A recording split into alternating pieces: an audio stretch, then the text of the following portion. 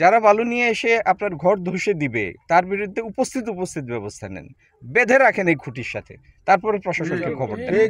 চাঁদপুর গ্রামবাসীর নিরাপত্তায় নদী ভাঙ্গন রোধে বিশাল মানববন্ধন।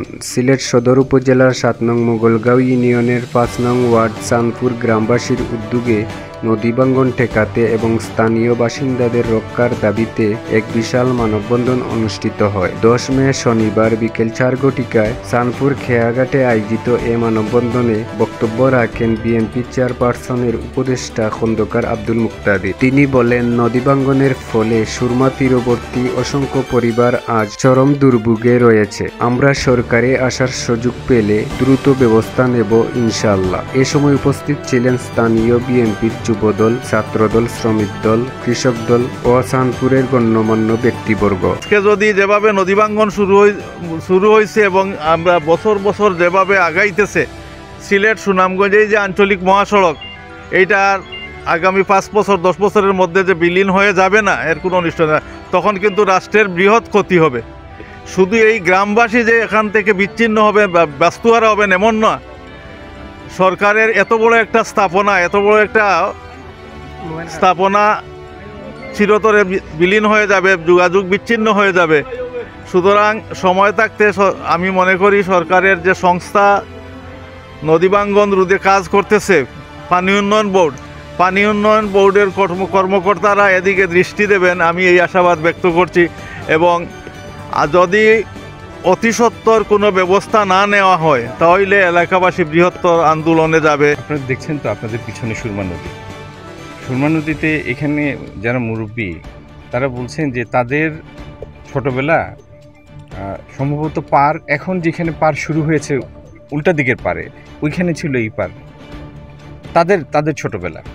সুতরাং নদী কি পরিমাণ ভাঙ্গন এইদিকে হয়েছে এবং ওইদিকে কি পরিমাণ ভরাট হয়েছে আপনারা বুঝতে পারেন। লামাকাজি ব্রিজ থেকে শুরু করে, লামাকাজি নিচ থেকে শুরু করে একেবারে ২৩ নম্বর ওয়ার্ড পর্যন্ত সুরমা যত জায়গায় গিয়েছে তার ২-১টি জায়গা ছাড়া প্রায় পুরো জায়গা ভাঙ্গনের শিকার।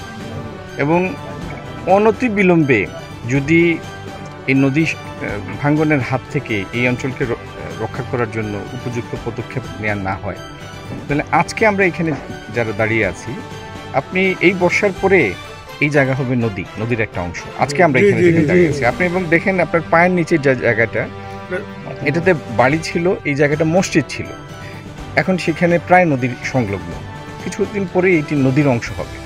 তো এই জন্য এই অঞ্চলকে যদি রক্ষা করতে হয়, আপনি এখানে অনেকগুলি পরিবার পাবেন যারা গত বর্ষায় বা তার আগের বর্ষায় তাদের বসত ভিটা হারিয়েছে, এখন আশ্রিত হয়ে আছে অন্যের বাড়িতে। যদি সিলেটের এই দরিদ্র জনগোষ্ঠীকে রক্ষা করতে হয় তাহলে নদী শাসনের ব্যবস্থা নিতে হবে এবং নদীর পার ঘেঁষে এমবেঙ্কমেন্ট স্থাপন করতে হবে, যাতে সুরমার ভাঙ্গনের হাত থেকে এই সম্পদ এবং জনগোষ্ঠী রক্ষা পায়। এটি একেবারে অতীব জরুরি হয়ে দাঁড়িয়েছে। আরেকটা কথা আপনাকে বলি, এখানে আসার পরে এখানকার স্থানীয় অধিবাসীরা অভিযোগ করছিলেন যে এই ভাঙ্গনের মধ্যেও একদল লোক আসে নৌকা নিয়ে, তারা এখান থেকে বালু নিয়ে যায়।